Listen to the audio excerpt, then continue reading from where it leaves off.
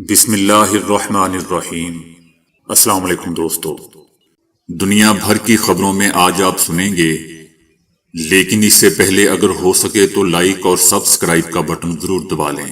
شکریہ۔ دوستو، یاد رہے کہ 7 مئی کو نصف شب کے بعد پاکستان اور بھارت کے درمیان ہونے والی ایک غیر معمولی فضائی جھڑپ میں بھارت کے جدید ترین لڑاکا طیارے رافیل کی تباہی نے دنیا بھر کے عسکری حلقوں کو حیرت میں ڈال دیا تھا۔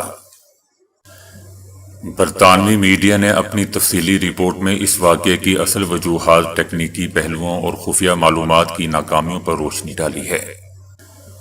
رائٹر کی رپورٹ میں بتایا گیا ہے کہ پاک فضائیہ کے سربراہ air chief marshal Zaheer Ahmed Babar کئی روز سے ایئر آپریشن میں موجود تھے اور لمحے لمحے کی نگرانی کر رہے تھے۔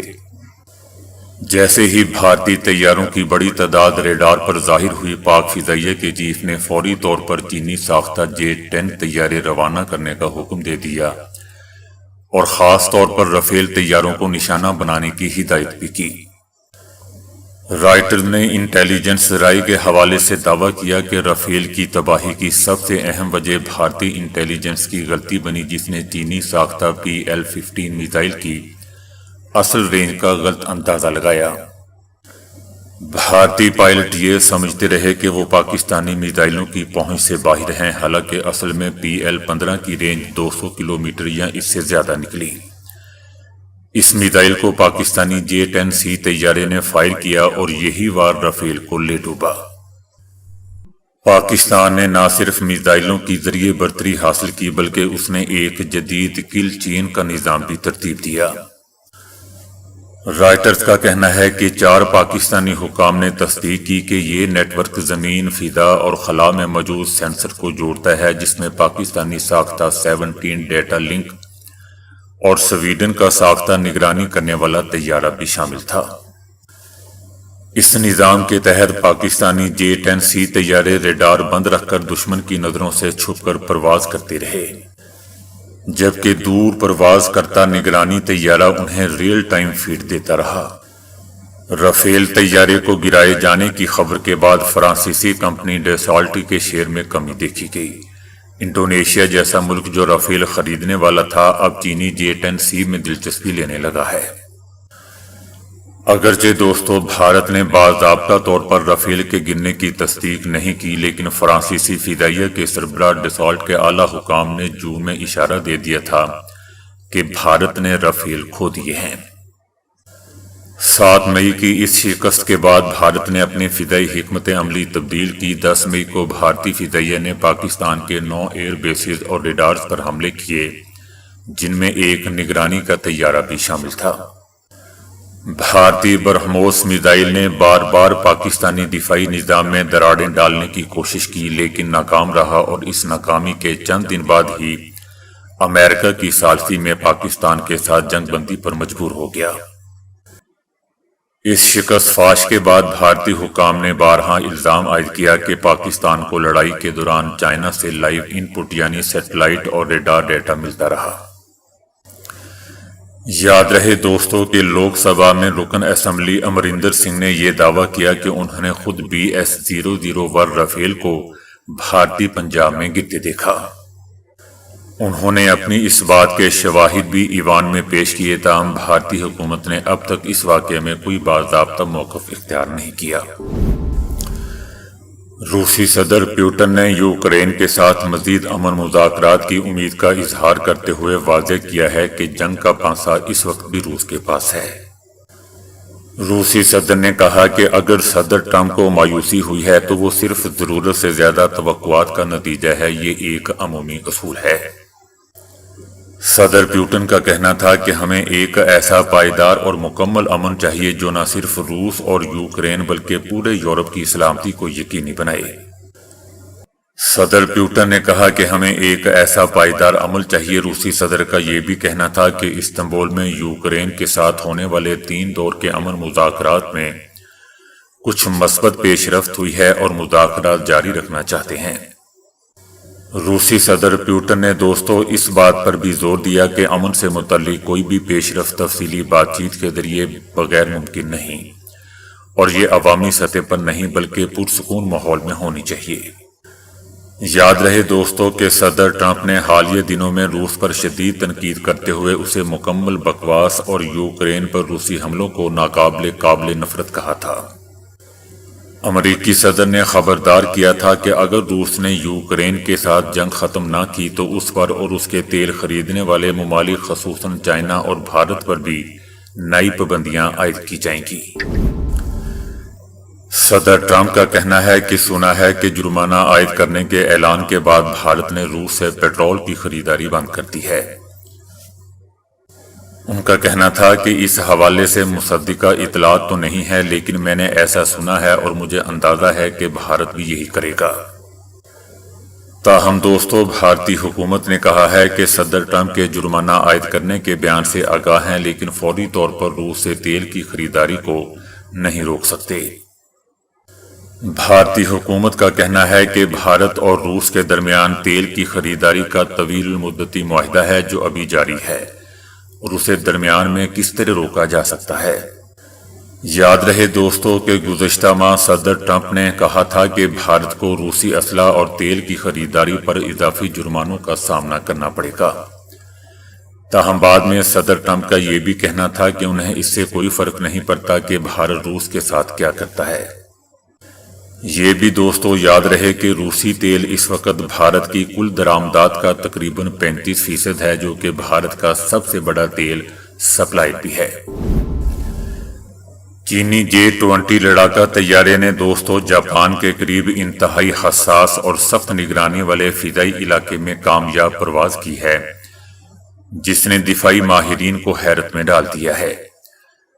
چائنا کا کہنا ہے کہ طیارہ آبنائے سوشیما سے اس انداز میں گزرا کہ امریکی، جاپانی اور جنوبی کوریائی ریڈار سسٹم سمیت طاقتور تھارڈ اینٹی میزائل نظام بھی اس کی موجودگی کو نہ بھانپ سکے۔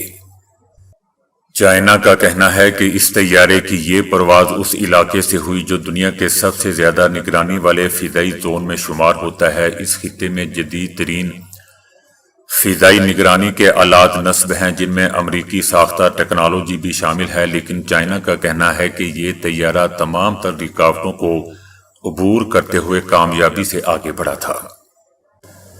دفاعی ماہرین کا کہنا ہے کہ اگر یہ دعویٰ درست ہے تو یہ نہ صرف چائنا کی ٹیکنالوجی کی کامیابی ہے بلکہ مغربی دفاعی نظام کے لیے ایک تشویشناک لمحہ بھی ہے۔ چائنا کا کہنا ہے کہ اس طیارے نے مبینہ طور پر چائنا کے فرسٹ فائٹر بریگیڈ سے پرواز بھرنے کے بعد آبنائے سوشیما عبور کی، تائیوان کے گرد چکر لگایا اور پھر بحفاظت واپس بھی لوٹ آیا۔ یاد رہے دوستو کہ آبنائے سوشیما جاپان اور جنوبی کوریا کے درمیان واقع ہے، اور یہ وہی مقام ہے جہاں 1905 میں روس اور جاپان کے درمیان ایک بڑی بحری جنگ لڑی گئی تھی۔ حالیہ سیکیورٹی خدشات کے پیش نظر اسرائیلی حکومت نے متحدہ عرب امارات سے اپنے سفارتی مشن کے پیشتر عملے کو فوری طور پر واپس بلانے کا فیصلہ کیا ہے۔